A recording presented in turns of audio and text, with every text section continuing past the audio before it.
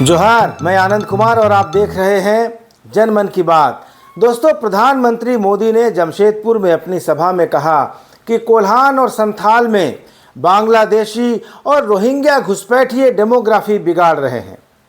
झारखंड की संस्कृति खतरे में पड़ गई है और यहाँ की जवान बेटियों के माँ बाप चिंता के कारण रात में सो नहीं पाते हैं।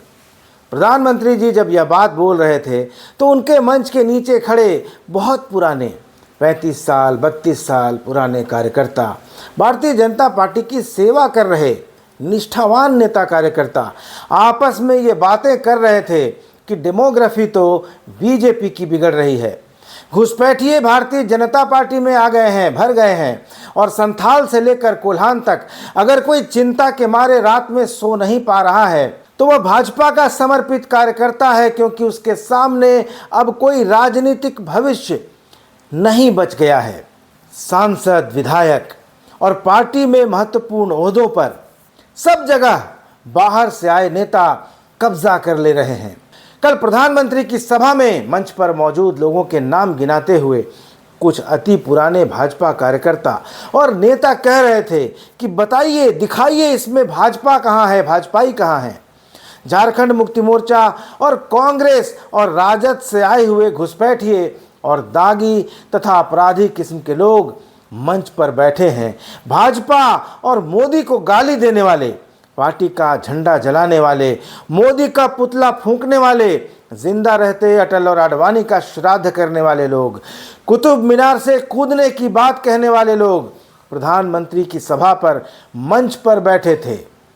कोई मंच का संचालन कर रहा था, कोई कार्यकर्ताओं को ज्ञान की घुट्टी पिला रहा था, भाषण दे रहा था और जीवन भर जिसने श्यामा प्रसाद मुखर्जी, पंडित दीनदयाल उपाध्याय और अटल बिहारी वाजपेयी के आदर्शों पर चलने की कसम खाई, वह भाजपा कार्यकर्ता उपेक्षित सा नीचे बैठा अपमान का घूंट पीता हुआ ये सब देख रहा था। दोस्तों, आज सुबह मुझे एक भाजपा नेता के फ़ोन ने जगाया और उसके बाद कई भाजपा नेताओं के फ़ोन मेरे पास आए। वे कह रहे थे कि अब बीजेपी में रहने का कोई मतलब नहीं है, बीजेपी छोड़ने का मन बना रहे हैं, क्योंकि पार्टी में जगह तो नहीं थी, अब इज्जत भी नहीं बची। कुछ ने तो प्रदेश नेतृत्व को अपनी भावना से अवगत भी करा दिया है। कहा है कि पार्टी अपने पुराने नेताओं और कार्यकर्ताओं से दिहाड़ी मजदूर की तरह काम लेती है, बैठकों में बुलाकर ज्ञान की घुट्टी पिलाई जाती है, बौद्धिक झाड़ा जाता है, पार्टी के काम से राज्य भर में दौड़ाया जाता है, हर महीने हजारों का पेट्रोल डीजल जेब से फूंकना पड़ता है, अपना काम धंधा और परिवार छोड़कर पार्टी की सेवा इस उम्मीद में करते हैं कि शायद पार्टी थोड़ी इज्जत देगी, थोड़ा सम्मान देगी, टिकट नहीं भी दे तो कम से कम थोड़ा आदर तो मिले। प्रधानमंत्री की सभा हो, बड़े नेताओं का कार्यक्रम हो तो मंच पर जगह मिले, बड़े नेता आकर मिलें, लेकिन मंच पर भी जब घुसपैठियों का कब्जा दिखाई देता है और जब पूरे भाजपा की डेमोग्राफी बदलती हुई दिखाई देती है और जब उसी मंच पर खड़े होकर प्रधानमंत्री झारखंड में बांग्लादेशी और रोहिंग्या घुसपैठियों की बात करते हैं तो नीचे से चिल्ला चिल्ला कर कहने का, पूछने का मन करता है, मगर क्या करें, अनुशासन से बंधे हैं। लेकिन पार्टी में अनुशासनहीन लोगों का बोलबाला हो गया है। पार्टी को अनुशासित कार्यकर्ता नहीं चाहिए, उसे घुसपैठिए चाहिए, उसे पार्टी को गाली देने वाले लोग चाहिए, क्योंकि उसको लगता है कि बाहर से उम्मीदवार लाकर चुनाव जीतना ज़्यादा आसान है, क्योंकि झंडा ढोने और दरी बिछाने के लिए तो हमारा बंधुआ मजदूर गुलाम बैठा ही हुआ है, जिसने हिंदुत्व और राष्ट्रवाद की विचारधारा के चलते खुद को बीजेपी के खूंटे से बांध रखा है। दोस्तों, मैं दावे के साथ कह सकता हूं कि विधानसभा चुनाव से पहले कई भाजपा के नेता कोल्हान से लेकर संथाल परगना तक भारतीय जनता पार्टी छोड़ने जा रहे हैं।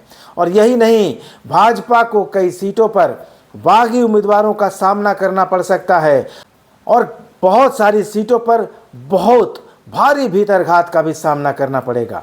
हाल ही में जिन 81 विधानसभा सीटों पर भारतीय जनता पार्टी ने संभावित उम्मीदवारों के नामों को लेकर जो रायशुमारी कराई और उसमें जिस तरह का विवाद, सिरफुटौल, मारपीट और यहाँ तक कि हथियार निकालने तक की नौबत आई, उसने भाजपा के अंदर फैले असंतोष को सतह पर ला दिया है।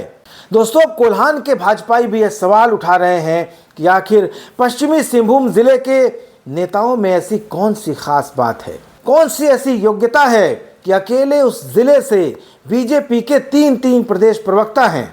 जेबी तुबिद पहले से प्रवक्ता थे, उसके बाद कांग्रेस से लाई गई गीता कोड़ा को लोकसभा चुनाव हारने के बाद प्रवक्ता बनाया गया और उसके बाद मनोहरपुर के कांग्रेसी के बेटे को प्रदेश प्रवक्ता बना दिया गया। सरायकेला जिले से एक भी भाजपा नेता कार्यकर्ता को प्रदेश कमेटी में जगह नहीं मिली। जमशेदपुर से एक ऐसे व्यक्ति को प्रदेश मंत्री बनाया गया जिसका मूल काम, जिसकी मूल पहचान प्रदेश के नेताओं की गणेश परिक्रमा करना है। तो बेइज्जत होकर पार्टी में रहने का क्या फायदा है? ये कार्यकर्ताओं की, नेताओं की भावना है।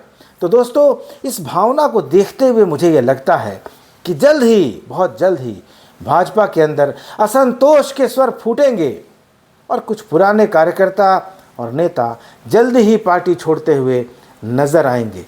तो ये देखना है कि जो भाजपा नेताओं, कार्यकर्ताओं के अंदर जो असंतोष की जो ज्वाला जल रही है, जो ज्वालामुखी उबल रहा है, वह कब फूटता है और कब इसका परिणाम सतह पर दिखाई देता है।